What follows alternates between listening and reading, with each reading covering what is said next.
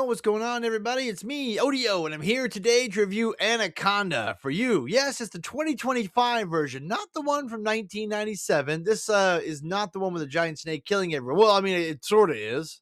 No, this is not a remake or a remaster or a reboot, but kind of. It is a movie about Doug and Griff, two friends who are going to remake Anaconda because Griff says he's got the rights to it to get it done or whatever.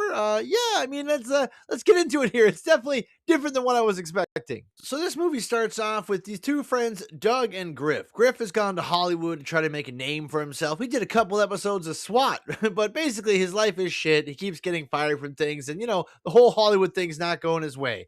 And when he was a kid, he had a good friend named Doug, played by Jack Black.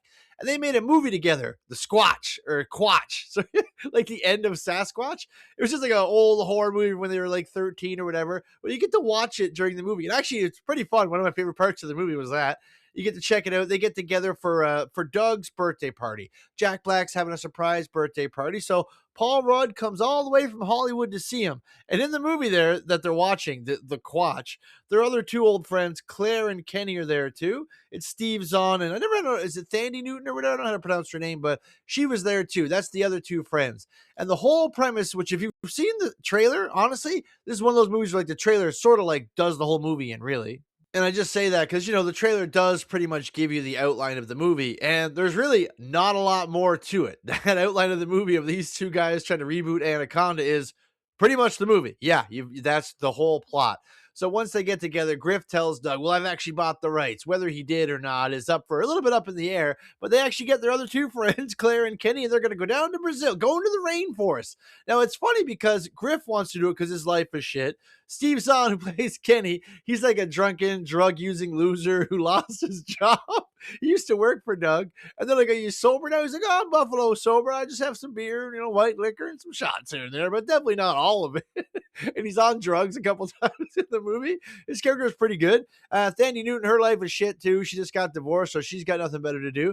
The only one who's reluctant, I guess, like the reluctant hero, is Doug, played by Jack Black. He's actually got a pretty decent life. He's got a wife, couple kids. He's living a B or, B plus life.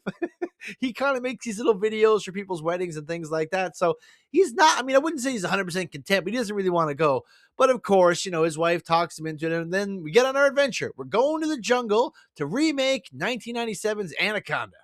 Yeah, it's a comedy, of course, so like nothing's gonna go these guys' way. Everything pretty much screws up for them. They go down there, they have to get into the jungle. Now you do get them. They actually do film the movie. They obviously know it's gonna suck, but you do see Paul Rudd's character playing a bunch of different roles, and you get to see Claire acting in some roles and things. And they are filming it, so it's different than they expect though, because when they get there, their boat captain, unbeknownst to them, has been usurped by this girl Anna, I think her name is, played by Daniela Melchior, whatever her name is. Anyway, she's in the whole movie, but man, she has a very low presence. I don't really, she's, but I'll say she ties into a side plot that we get later on. Because as they're filming this movie in the Amazon rainforest, of course, they run afoul of illegal gold miners. What? I don't know how, but I think Anna is somehow tied to that. She has like a map. They have to avoid them a couple times. Like I said, it is a comedy, but it meanders a lot. There's not a lot of really funny moments in it, but there are a couple. There's more than one laugh out loud moment, but there's just not a lot. There is one really bright spot though. When they do get down to Brazil, they do have to get this a snake trainer to come with them. Oh my goodness. That dude's name is Santiago, and he's played by Selton Mello. But man, Santiago is fantastic. Him and his snake, Hector, he's like, I've raised a snake from birth. And he's so deadpan. He steals every scene that he's in. He was the best part of the movie. He was funnier than Jack Black and Paul Rudd.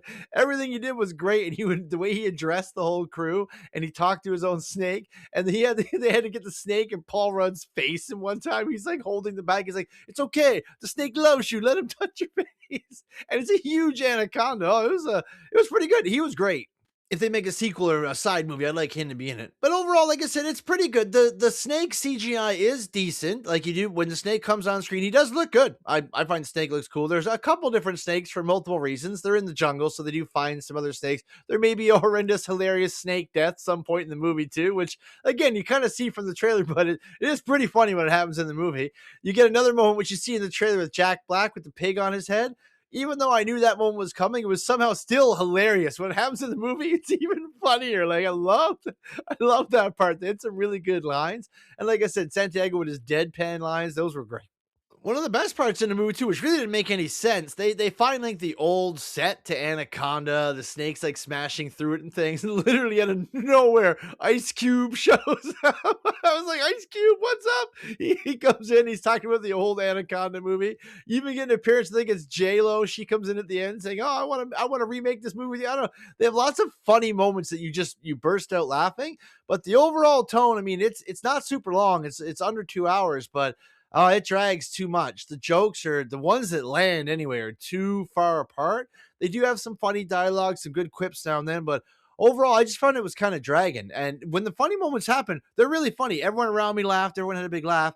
But there's a lot of other moments where it just drags, and there's not a whole lot of exposition, but the explanations are just conversations between friends. And at moments, it just feels too much like Paul Rudd and Jack Black are just playing themselves, almost like they're just chatting with each other, or something like that on set. And you do get a lot of back and forth when like they're actually making their film, which I don't know. I'm not saying it's reminiscent of making a movie, but it was just cool. Those kind of moments were decent to see. And you get you get Paul Rudd and them saying like, "We've got the most epic idea ever. Double headbutt. Has it even been done? We need a double headbutt. It's revolutionary." I like that part too. I want to see a double headbutt. I don't know if I've ever seen one. I can't remember one happening, but it could have been. I've seen a lot of movies. But overall, the movie plays out pretty good. You get an all right climax. Like I said, you do get the big scary snake moments, and the CGI is good. So, I mean, those parts don't disappoint. You do get some laughs from Paul Rudd and Jack Black, especially from Santiago. And I did like seeing the old cast from the old Anaconda come back. Like I said, it's not a remake or a reboot, it's more of a meta take on it. But overall, it was pretty interesting. It's a decent movie with some all right laughs here and there. You'll have a pretty good time, and the moments that you want to land do land. But I just wish there were more of them. They really need it. Not like necessarily more rapid fire jokes, but a couple more setups, a few more jokes. We'd have a real winner on our hands, but doesn't quite get there for me. Overall, I'm going to give Anaconda 2025 a 6.5 out of 10 on the odometer. Decent time out, a couple of really good big laughs, but overall, not that funny, not super interesting, and a little too meta for me. But thanks so much for your time, guys. Really appreciate that. Please like, share, and subscribe to the video. And everybody, stay out of trouble.